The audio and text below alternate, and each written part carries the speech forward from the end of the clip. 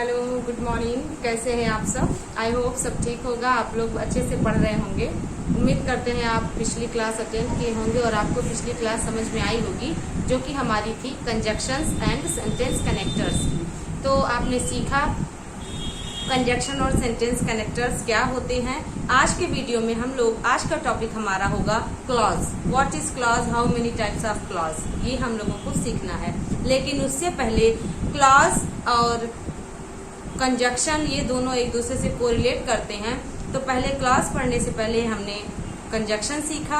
अब कंजक्शन से related questions कैसे एग्जाम्स में पूछे गए हैं या पूछे जाने की संभावनाएं हैं, या आपको एक आइडिया मिलेगा कि कैसे कंजक्शन से रिलेटेड क्वेश्चंस आते हैं, एरर में कैसे आते हैं और कैसे ऑप्शनल आते हैं, ऑप्शन बेस्ड। तो आप चलिए कुछ प्रैक्टिस कर लिया जाए क्वेश्चंस की। उसके बाद हम लोग क्लॉज और उसके प्रकार पढ़ेंगे। क्लॉज क्या होता है, कैसे काम करता है, उससे रिलेटेड कैसे क्वेश्चंस एग्जाम में आते हैं, उसको हम लोग सीखेंगे। तो चलिएगा, आज का हमारा टॉपिक है क्लॉज और उसके प्रकार। उसको हम लोग अभी साइड में रखते हैं। अभी हम लोग कंजक्शन से रिलेटेड क्वेश्चन सीखेंगे, कैसे क्वेश्चन हमसे पूछे गए हैं। फर्स्ट क्वेश्चन है, बोथ द स्ट्रक्चर A/ और the chemical position of B/ lamellae are complex C/ no error D। तो आप बता पा रहे हैं कि कैसे ये एरर बेस्ड कंजक्शन का क्वेश्चन बना है। तो देखेंगे यहाँ पे सबसे पहले हम लोग कंजक्शन पे एक बार रिपीट कर लें, क्योंकि हो सकता है कई बच्चे नए हो तो उन लोगों को सुविधा हो जाएगी। कंजक्शन हमने सीखे थे 3 प्रकार के, कोऑर्डिनेटिंग कंजक्शन, सबऑर्डिनेटिंग कंजक्शन और हम लोगों ने सीखा था coordinating conjunction. Subordinating conjunction, coordinating conjunction और हमने सीखा था correlative conjunction. Sorry for that. तो हम लोगों का क्या था, कोरिलेटिव कंजक्शन। तो कोऑर्डिनेटिंग, सबऑर्डिनेटिंग और कोरिलेटिव कंजक्शन में हमने सीखा था कोऑर्डिनेटिंग और सबऑर्डिनेटिंग से निकल करके ही कोरिलेटिव कंजक्शन बनता है। तो उससे रिलेटेड कैसे क्वेश्चंस पूछते हैं, कोऑर्डिनेटिंग और सबऑर्डिनेटिंग और कोरिलेटिव कंजक्शन में कौन कंजक्शन के साथ कौन सा कंजक्शन जुड़ा रहता है, किसके साथ कोई कंजक्शन नहीं जुड़ा रहता, किसके साथ सिर्फ कॉमा जुड़ा रह सकता है, ऐसे हम लोग सीखे थे। तो हम लोग सबऑर्डिनेटिंग कंजक्शन में time, place, action, comparison, manner, reason बहुत सारे सीखे थे, जिसको एडवर्ब क्लॉज के कंजक्शन भी कहते हैं। लेकिन जो हम लोगों का कोऑर्डिनेटिंग कंजक्शन था वो 4 टाइप्स का था। कौन कौन सा, क्यूमुलेटिव या copulative conjunction, adversative conjunction, alternative conjunction और हम लोगों का लास्ट था इलेटिव कंजक्शन। तो जो ये चारों प्रकार के कंजक्शंस होंगे वो कोऑर्डिनेटिंग कहलाएंगे, और इसके अतिरिक्त कोऑर्डिनेटिंग के अतिरिक्त जो होगा वो सबऑर्डिनेटिंग कंजक्शन कहलाएगा। और सबऑर्डिनेटिंग कोऑर्डिनेटिंग में जो कंजक्शन कोरिलेशन बनाएगा, जैसे आइदर के साथ और, नाइदर के साथ नॉर, वेदर के साथ और, सो दैट के साथ सो के साथ दैट, सो दैट के साथ में, माइटलेस के साथ शुड, ऐसे कंजक्शंस हमारे कोऑर्डिनेटिंग और सबऑर्डिनेटिंग से ही निकल करके कोरिलेटिव कंजक्शन में रखे जाते हैं। तो उससे रिलेटेड हम लोगों ने क्लासेस अटेंड कर ली थी, कंप्लीट हो गया था। आज हम लोग क्वेश्चंस को देखते हैं। तो पहला आपने देखा कि बोथ द स्ट्रक्चर A/ और the chemical composition of B/ lamellae are complex C/ no error. इसमें कौन सा एरर है? सबसे पहले आप देखेंगे पार्ट्स ऑफ स्पीच आपने पढ़ रखी है, और पार्ट्स ऑफ स्पीच सभी विद्यार्थी जानते हैं। पार्ट्स ऑफ स्पीच में noun, pronoun, adverb, verb, adjective, conjunction, preposition, interjection आते हैं। तो हम लोग पार्ट्स ऑफ स्पीच को ही अच्छे से समझ लेते हैं, तब एरर के क्वेश्चंस को सॉल्व करते हैं। लेकिन यहाँ पे कुछ पॉइंट्स आपको ध्यान रखना है। क्या ध्यान रखना है? कुछ पॉइंट्स आपको, कि जैसे अगर आपको कंजक्शन से रिलेटेड एरर देखनी है तो कैसे आप जानेंगे कि कंजक्शन से रिलेटेड एरर है, किसी भी दिए गए सेंटेंस में कौन सा एरर है। देखिए, सबसे पहले तो आपको कंजक्शन पता है, और कंजक्शन पता है इसके साथ क्या रूल अप्लाई होगा ये भी आपको पता है, क्योंकि पिछले क्लासेज में हम सभी सीख लिए थे। कौन सा कंजक्शन कैसे यूज होगा सब कुछ हमने पढ़ रखा है। अब जब कंजक्शन मिले तो तुरंत कंजक्शन को पकड़ करके उससे रिलेटेड आइडियाज अप्लाई करने हैं। तो बोथ है, बोथ कौन सा कंजक्शन है? बोथ आपने पढ़ा होगा आपका कोऑर्डिनेटिंग कंजक्शन में क्यूमुलेटिव या कॉपुलेटिव कंजक्शन है, और इसको हम लोग कोरिलेटिव कंजक्शन भी कह सकते हैं।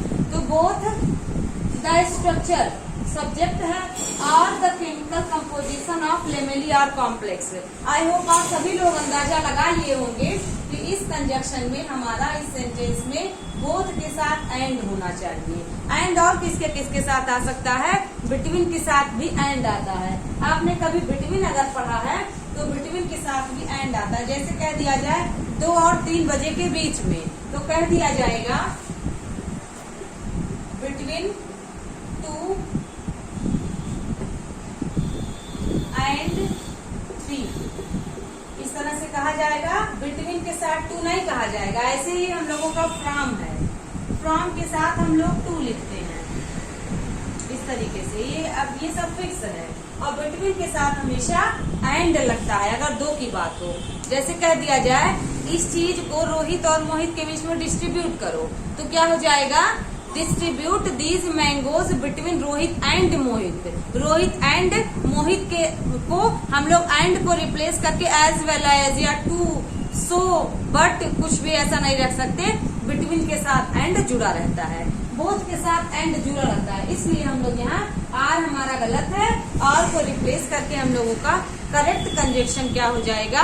And will be suitable conjunction with both. अब देखिए नो सूनर, नेक्स्ट है no sooner did we reach the station when the train had started moving out of the station. अब देखिएगा इसमें क्या है, हमने आपको बताया था कि नो सूनर हो, स्कार्सली और हार्डली हो, तो इसका प्रयोग हमेशा इंट्रोगेटिव की तरह करते हैं।